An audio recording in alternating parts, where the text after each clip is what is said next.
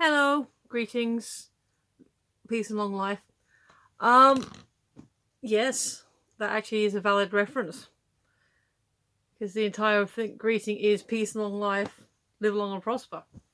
Yes, I can do it both hands. So this is a good start to the.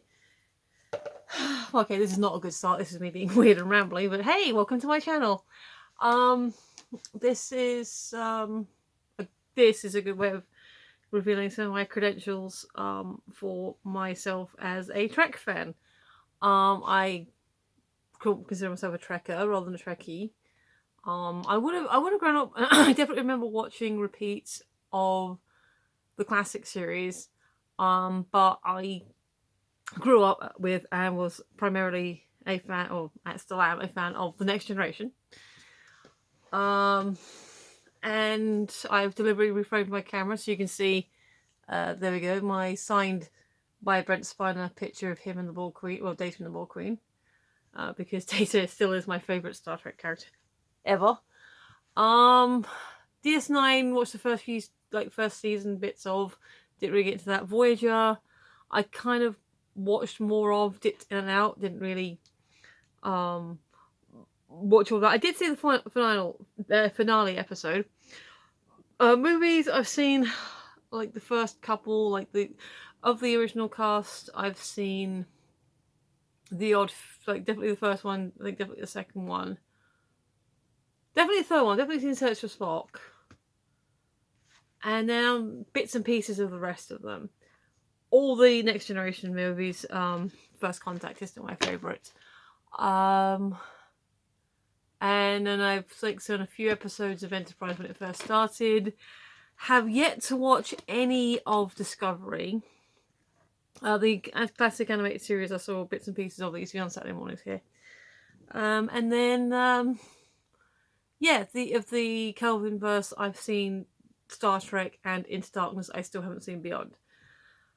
So that's my thing. I've read a few novels, got a few graphic novels, but that's where I stand with my fandom for Star Trek. TNG will always be my favourite, and I will always stand by that as my favourite. But I've been intending to get into, because I've got Prime Flex. So between the two, I can definitely catch up with everything. But the reason I brought you here today, if it wasn't clear from the title, which it should be down there, is I just watched the first episode of Picard. And I was like, shall I review Picard or should I not worry about it? And I was watching it, I was like, yeah, I'm going to review this. So some basic thoughts from when I first heard about it. With any spin-off media from any long-running franchise, you always sort of, grab a handful of salt just in case. And speaking as someone who's also a huge... Oh, where are you? No, that's my X-Files fandom. Yeah, Friends fan. There's always rumours of a new Friends movie. So whenever you hear oh, this thing's gonna happen, it's like, okay, but we'll wait and see. Yeah, we'll see it when it's there. With Picard as a spin-off, I was like, okay, so they want to do a series focusing on Jean-Luc. It wasn't until Sir Patrick himself was talking about it that I was like, oh, so this is definitely going to happen. All right, I'll keep an eye on that. And so that was kind of like, well, beyond being sure for a fact it was going to happen because, like I said, Sir Patrick was talking about it, I didn't really follow any news or gossip about it until the first teaser and everything came out. And my reaction to that was, oh, yeah, this is interesting. This is intriguing. And then when you get that tease of Brent Spiner at the end as Data, it's like, yeah, but Data's dead. I cried, and I'm not even lying about that. I was in the cinema, and I got through the movie, got through the last part of the movie, and then I just leant into my partner and just he hugged me. Oh, I was like, no, I just lost it. I just wept. Still gets me, even though it's not the best of the movies. Nemesis is okay. Quick thoughts on Nemesis. Two very interesting ideas in the story. So you got you've got this intrigue with what's going on with the Romulans and Shinzon. And you've got a pretty solid action adventure Star Trek movie. They just don't, there's no click. There's these two things that aren't fitting together properly. And it's not helped, I feel, by having a director who is proud of the fact he's never even seen an episode of Next Generation, or who knows nothing of the lore. I'm like, oh, really? The last outing for the, at the time, most popular crew in Star Trek, and you're getting someone who doesn't know the fandom. So that's my thoughts on Nemesis beyond being sad at the death. That being said, as the film itself was a bit incohesive, the performances were very good. And damn, Tom Hardy's like, just, it's like, oh yeah, Tom Hardy's in this. It's like, it's amazing. It's like, wow, this is so, careers have grown out of that film. So, there's that. So seeing Data in the trailers, and obviously Sir Patrick and Brent Spiner and everyone's saying that, oh yeah, it's Data, and I'm like going, but how? So I had this theory, and I was chatting to a friend about it, and saying about how I think it's dreams. Like, Picard is having these dreams that happen to feature Data in them, because the way the film is set, it seems quite surreal. So I was vindicated. I won't get into too deep into that until we'll get further into it. But yeah, so I mean, I say it's a spoiler. It's like in the first cold opening, which is kind of a double hit. So you've got Picard and Data playing poker in 10 Forward, which should be the first indication that it's a dream. So they're playing poker. They're not. Data's in like an advanced uniform. It's like the black with gold, and then the gold trimmings rather than the gold with black on the shoulders. It looks really smart. Makeup wise, okay, Brent Spiner has aged really well. He looks his age. Let's not be, he's in his 60s, but he's looking good on his age. What they decided to do with the makeup didn't quite work for him. I don't know if it was the way they did the makeup or the lighting, because you do see him a second time in different lighting, and that worked a little bit better. But from what I understand is they decided to use a prosthetic rather than just like de-aging technology has gotten so good recently. I'm sure they could do it on a TV budget, especially the budget I'm sure they've got. So they're playing poker. Picard's teasing him about, oh, you have a tell, you purposely dilate your pupil when you're not bluffing, and like, I'm confused. And I think when you are bluffing, your eyes do nothing. It's like, so what bluff shall I use, sir? I'm very confused now. It's a very sweet scene, and Data makes a bet that actually puts them, basically would wipe Picard out. And Picard comments on that, and he's like, I just don't want the game to end. And Picard's like, all right, fine, pushes chips forward, calls it. And Data has like, is it 5? I can't remember if it was 5 or 6, but he has 5 queens. Got 5 Queen of Hearts. And it's like, all right, that's a bit odd. And then it turns out there are Mars, which goes kaboom. We do find out about that later on. So he's like, why are we on Mars? And it's, poof. Then it has a secondary cold where a young woman, who we find out is called Dash, is having a night in with her boyfriend, who she does say his race name is a race I don't recognise. And he has like, I don't know if they're like synthetic eyes or an eye that is, exclusive to his race, but they kind of got this like light thing going on inside them. When they do like a sparkle thing, I love when they do, oh, we're celebrating. And she's gotten into Daystrom as a research fellow for the cybernetics department. And oh, that's so cool. And he's been really sweet, and he teases her because her replicator menus are basically vanilla or vanilla, which confused me slightly because I didn't think replicators were necessarily on a budget, that you could, still get a range of nutritious, meal options. But I don't know, maybe she was on a budget.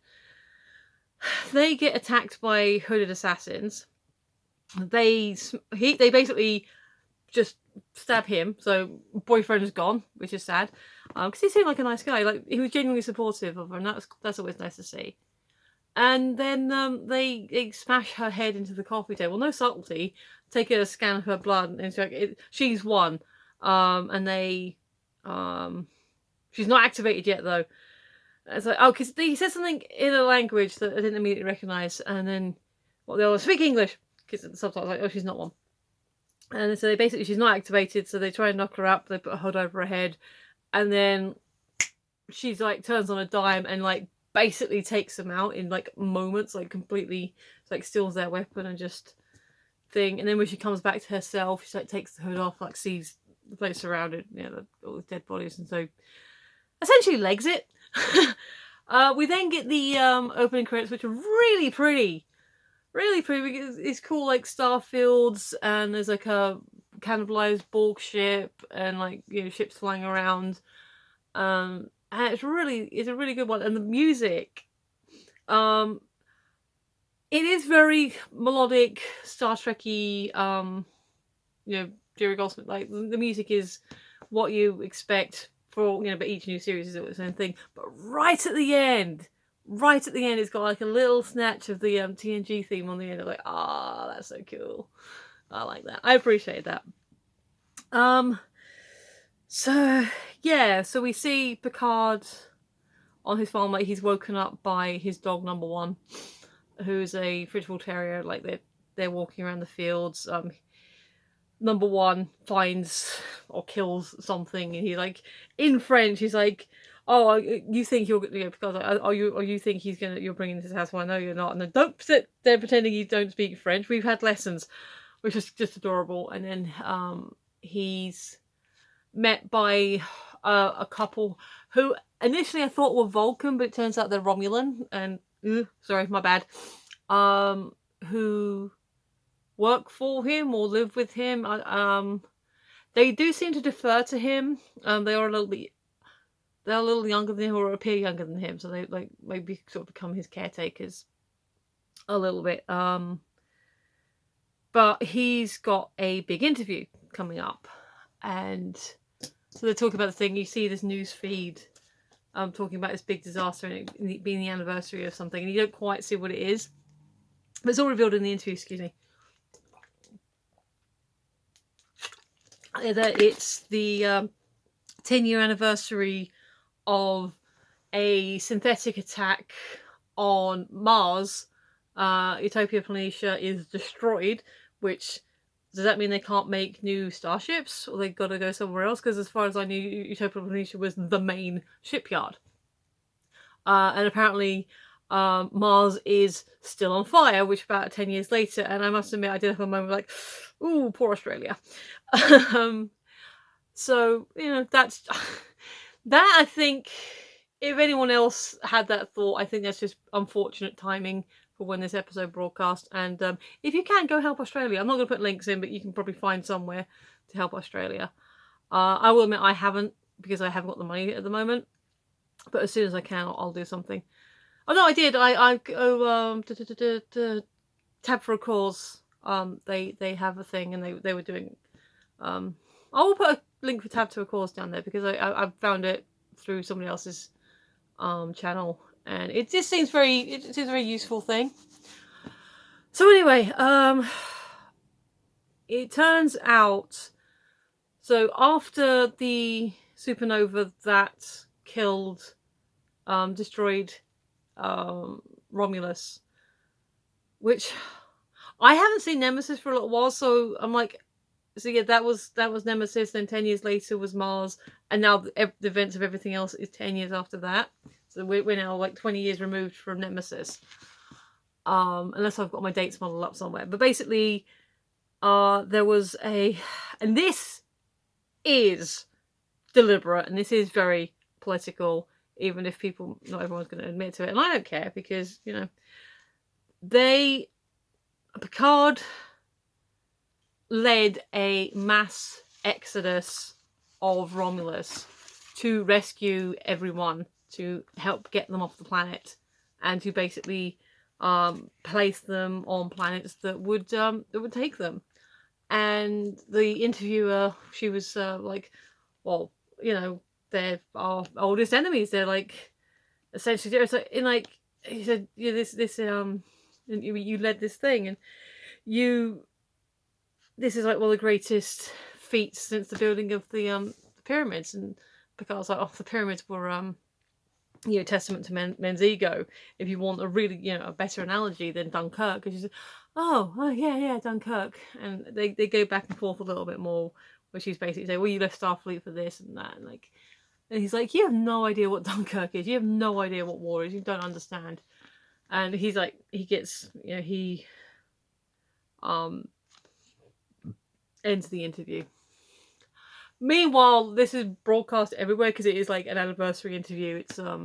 It's a big deal. It's outside of it being the anniversary of the Martian attack, which was apparently done by synthetics who hacked the. Oh yeah, so this is significant. So she mentions in the interview with Jean-Luc that the Mars was blown up by synthetics who basically hacked into the systems and caused it to catch fire and blow up and everything. So that's, and then she mentions Data and about how he's, he was synthetic. Was there any point you didn't trust? No, I trust Data implicitly. Like, he never gave me any reason to distrust him. So, yeah. Meanwhile, Daj is just kind of wandering the streets, because immediately after her attack she gets an image of Picard, but she doesn't know why. And then as she's wandering the streets, this interview's been broadcast all over because it's a big deal, and she sees it and like recognizes him as the face that she saw, and so she tracks him down to his home, and she basically is like, I think it's one of the scenes in the trailer where he's like, do you know who I am? And he's like, I'm not sure. And then they basically have a conversation, and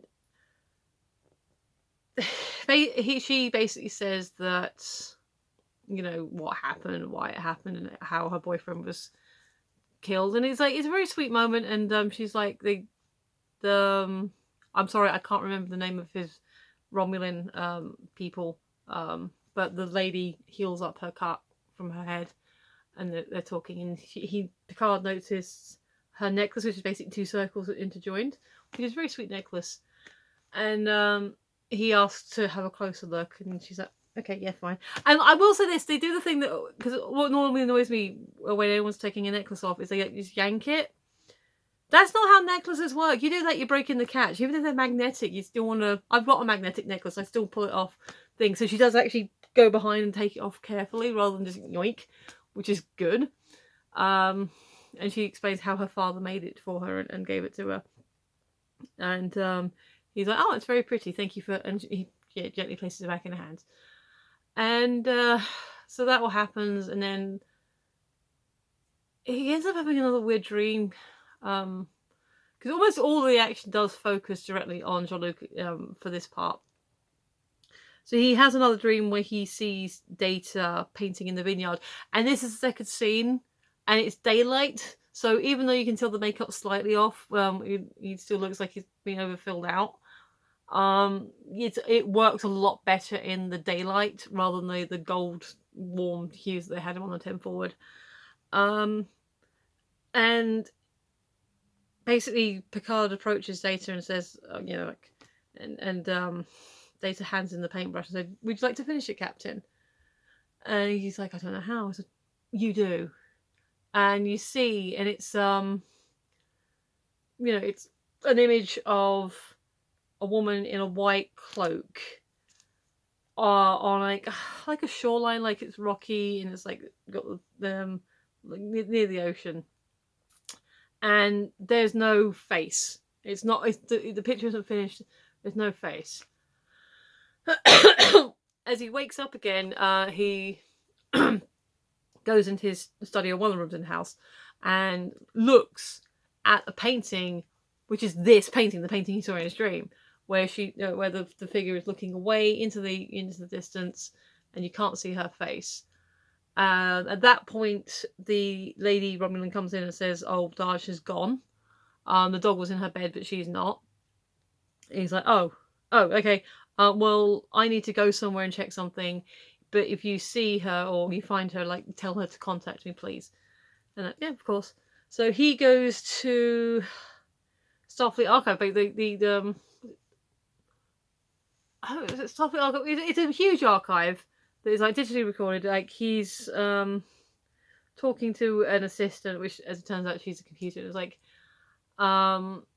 he confirms with her that all his memories and files are stasis locked, and that only he has access to them. Which she confirms, and then she's like, "For privacy, I can no longer go. I can't go any further than this point. However, if you require my assistance again, then just say index." So he does that. He goes into his room, and there's like really cute things, like there's the Bat'leth, there's the Picard Day, Captain Picard Day banner, a few other bits and pieces. And he pulls out this box, and he like does a couple of security things on it. It does this weird, cool thing where, because it's like triangled on the cover, so it like kind of folds in on itself, and that's kind of neat. And it turns out it's a painting similar to the one in his study, that is of her face, and it's Daj's face. It's basically, it is this, the woman, the young woman that he's been talking to. And so he's like, calls Index and asks her to identify this. Please identify this item. And she's like, this is one of two, painted by Lieutenant Commander Data 30 years ago, gifted to you. I believe it's one of a pair. The other one is in your home. He then confirms, has nobody been in here? Excuse me. And can you please confirm nobody else has been in here, even just for maintenance, just to come in and give everything a dust over? And she's like, "Nope, nobody's been in here." Like, okay, so at this point we have no reason to disbelieve her, because as far as I know, she's just an avatar. Whether she's based on an actual person, I'm not sure, but the avatar Index is basically saying, nope, nobody else has been in here apart from yourself, not even for maintenance purposes, not even to give it a quick dust over. He's like, okay, thank you. One more thing. This painting had a name. Can you tell me what it is? And she's like, Daughter. So this is a theory that I had heard floated around, that the young woman, Daj, is Data's offspring, which is interesting. Now we're definitely going to get into more spoiler stuff. Obviously, if you're watching this, I would hope that you have seen the episode already, but just in case, this is definitely getting into more spoiler zone. Also, I'm going to try and whip through it a bit quicker. So, we see Daj in an alleyway.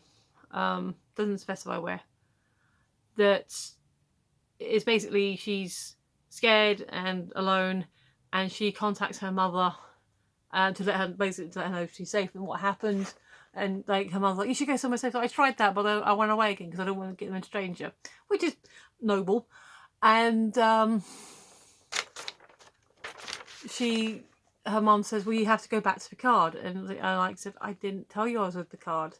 And she said, "Well, close your eyes, concentrate, search him out. Trust me, you need to see Picard." So she does this thing, and she says goodbye to her mom and pulls up like a whole display, like a heads up, and she's sort of manipulating it and like does a security search, which is apparently something she doesn't have clearance for, and finds Picard in San Francisco and basically tracks him down. So then they talk about the possibility that she could, he basically tells her about Data, a good man, one of his good friends, who died to sacrifice himself. He's basically sacrificed himself to save Picard's life, and that I believe you could be somehow would be his offspring, because he painted this picture that was you, essentially. She's like, "That's not possible." I was like, "Well, here it is." she's kind of freaked out by this and doesn't want to believe she's synthetic. There's a whole really nice scene where she's explaining about where she came from. She was born in Seattle. Her father was a xenobiologist, or entobiologist. He basically spliced two orchids together and named them after her. And Picard's like, "That's a good memory, and it's your memory. Nobody can take that away from you." And being very sweet with her. But basically, because of what happened with Mars, since are illegal, you cannot make androids anymore, and that's why she's in danger. And the assassin troop, because she becomes aware of everything, she taps into her abilities and is like, "We're being tracked. We have to run now." There is a scene where she's running up the stairs and Picard's having a moment where he's like, "Oh no, can't take this anymore." You know, he's an old man. God, I can't actually remember how old Sir Patrick is, but he's getting up there. They make it to a roof somewhere, and then the assassins come in and start trying to do damage, but she basically says to Jean-Luc, "Get down," and then switches on all her abilities and basically takes them all out. And we do a couple of things. We see she smashes a couple of their masks, and at one point we do see one fully, and it turns out that they are Romulan. Now, my working theory at this point is that the Romulans obviously blame synthetics for what happened at Mars, because apparently the events of Mars, meant that people were less receptive to Romulan refugees. I'm not quite sure how that works. Like, they know it was synthetics that destroyed or hacked and destroyed Mars. So if it was in protest to the Romulan refugees, then surely that would create more sympathy. I need to watch it again, but yeah, there's some stuff going on. There's always a lot of politics in Star Trek. It's not a bad thing. So yeah, it turns out that the assassins, presumably all of them, not just this one guy, because I said at the beginning there was one of them was speaking a language I didn't immediately recognise, which presumably was Romulan. So yeah, that all happens, and tragically she dies. Like, he spits out one of the ones she managed to take out before he dies. He spits out like blood or acid or something. I don't know if it's his, because she definitely clocks him out. So he spits out green stuff, and I know Romulans have green blood, and it gets on his gun, which obviously makes that explode, but it also gets over her, and she starts to melt. So I'm not sure if it's the result of the blood or the combination of the blood and the gun exploding, but she did. Picard sees this as like absolutely gutted. He wakes up back in his own home, being attended by his friends, and they basically confirm that that you were found on the roof on your own. There was nobody else in the cameras, and they speculate that maybe she had some kind of cloaking technology, like localized cloaking, so that either the Daj did or possibly the Romulan assassins did, but they speculate with her. But he said no, she's dead, and I need to find out what happened. I may have mixed up some scenes previous, or at some point he goes to Daystrom and talks to a lady called, I can't remember her name, but she called me Agnes. So he and Agnes are talking about the synth ban and what can you do, or what can you do? Could you make sentient flesh and blood androids? It's like, short answer no, long answer no. And in short, theoretically, yes, maybe, for just a body, but full sentience about 1,000 years away. And he said, well, that's funny, because I've just I had tea with one. And then this is a bit that I don't know if it's a no. Okay, when I originally watched it, I was thinking, isn't that a continuity snarl? But actually, no, it's not, because no, it dates from her reason. Okay, so I was reacting to them saying, oh no, we can't make fully human-looking androids. Androids, synthetic, whatever you want to call them. And I was like, but what about Juliana? Because Noonien recreated his wife so well that she didn't even know she was AI. And it wasn't until the episode where she featured that they discovered it. And so, yes, you can make AIs that match, but or maybe it was afterwards, because he said he wants to take part, and like he's been sitting around just writing his books and all that, and he's just not living, he's waiting to die. There's a final scene that doesn't feature anyone else we've met so far, but she does confirm. So sorry, back in Daystrom, Agnes does confirm that Maddox had some success with his research, but obviously after the synth ban he couldn't continue it. It also confirms that B4 they have B4, and this is another place where I felt slightly vindicated, because my friend I was talking about it with suggested that Data, and I said to him, I think Data's a dream, and he was like, no, Data's B4. Like, then his information took over. I'm like, no, that's not possible, because B4 doesn't have the capability that Data and Law had. And Agnes basically confirms that everything that Data installed into B4 basically kind of lost, because his brain wasn't. She calls him an inferior copy, which is wrong, because B4 was B4. So, unless Noonien had built another son, it was B4, Law, and Data, and then Juliana afterwards. So they're the four Soong type androids that we know exist for definite. And B4 was definitely the first. Although Juliana does confirm that they made had a couple of experiments that failed. I'm not sure where B4 would fit into that, but the ones that were walking, talking, there's 4 of them. So yeah, basically, no, the Data we see is Data, but in a dream. B4 is in a drawer.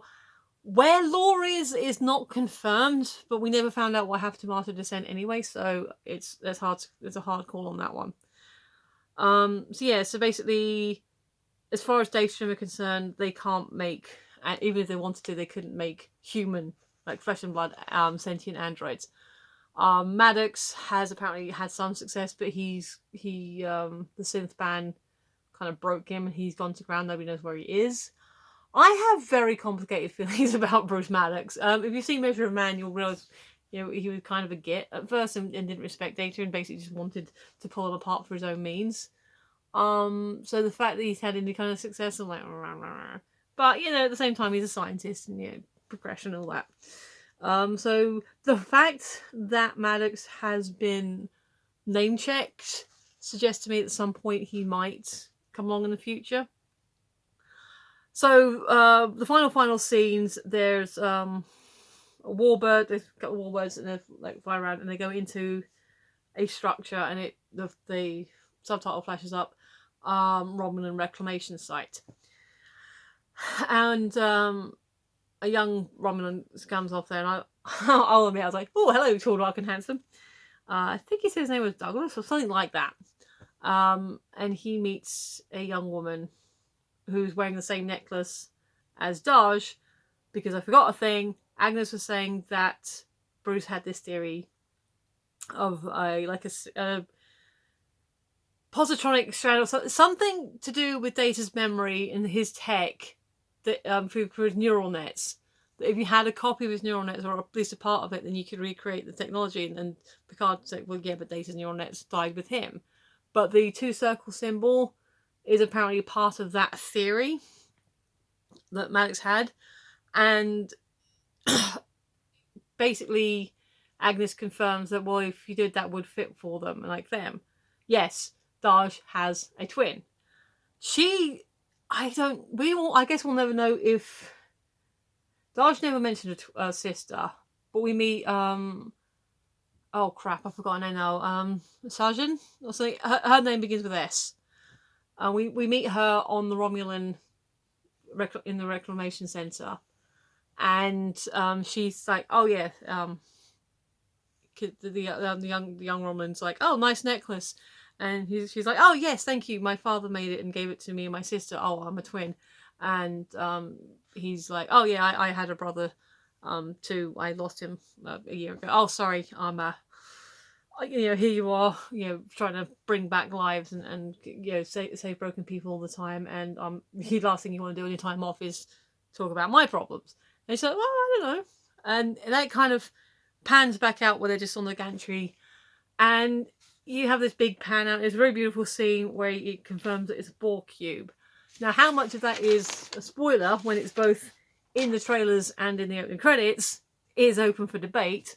But yeah, so the Romulans are reclaiming a Borg ship for reasons unknown as yet. And that's it. Yeah, I really enjoyed it. I thought it was very good. Obviously Sir Patrick has still got it. This is Picard several years later. Despite my reservations about Brent Spiner's makeup, his performance is still very good.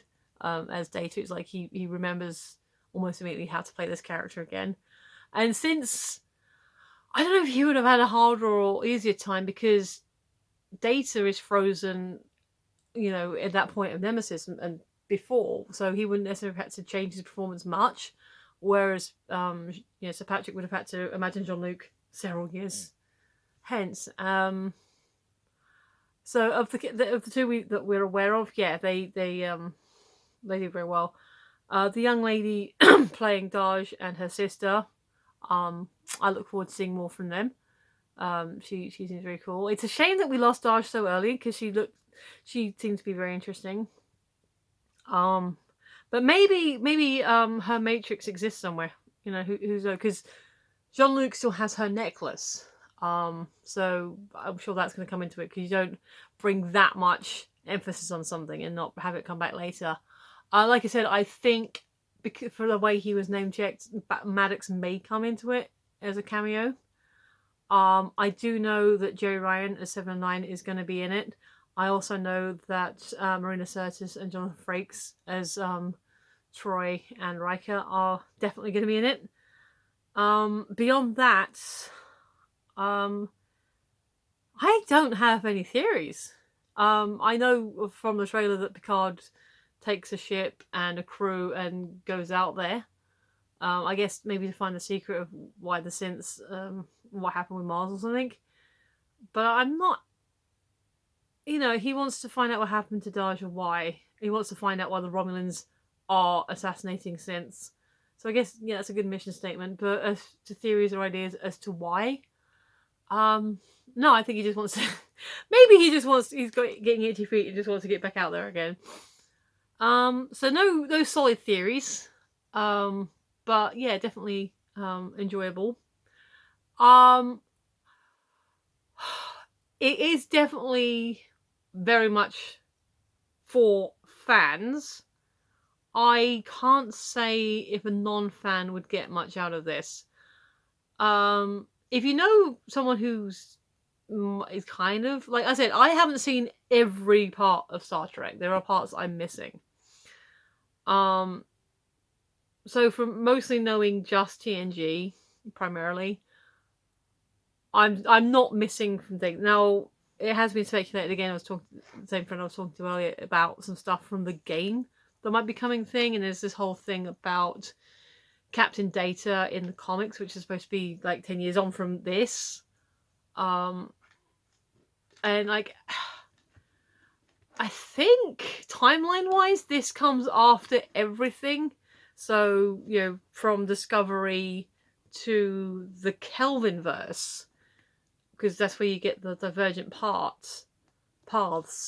So it's like, is it both the events of Nemesis and the Kelvinverse? It's a little bit confusing at the moment. But at least in the linear timeline from, again, Discovery predates. Yeah, I think someone said, because again, I haven't seen Discovery, so I can't say, but I think someone said to me that the reason Discovery looks so different to, the original series, because even like with Enterprise, you could sort of handwave it as being, a little bit clunkier. Is because of the events of the Kelvinverse has sort of brought technology forward a little bit. So it's like the Kelvinverse happened, but we're still in the same time. But this is the prime timeline. We're definitely in the prime timeline where the events, like I said, you've got Captain Picard there, you've got Data painting, you've got the Bat'leth and everything else. So you've got nods that this is definitely the prime universe that we know, but the Kelvinverse could be influencing it. I'm not sure. Like I said, I don't. If anything in Beyond or Discovery is influencing this, I don't recognize it. So would a non-Trek fan like this? Maybe. Obviously knowing the races on site, understanding who and what the Borg are is obviously a thing. The history of everything. Yeah, that helps, but that doesn't mean it's necessarily you couldn't get anything from it. But yeah, overall, thumbs up. I'm looking forward to the next one. I do recommend it overall if you are a Trek fan and unsure. If you're a Trek fan and unsure about watching this, well, one, why you're watching this review, but thank you anyway. And two, why aren't you watching it? You're a Trek fan. Watch Picard. It's awesome. So yeah, I think I'll keep this up. I'll keep chatting to you about it. And if you have been, and I appreciate you watching this, that you're awesome. Like, share, subscribe, and all that, algorithm stuff. You don't have to, but that'd be nice. And yeah, I'm definitely entering waffle mode, and I'm about to run out of time on my recording. So I will say thanks for watching. Live long and prosper. I've been Michelle, you've been listening, and I will see you next time. Bye!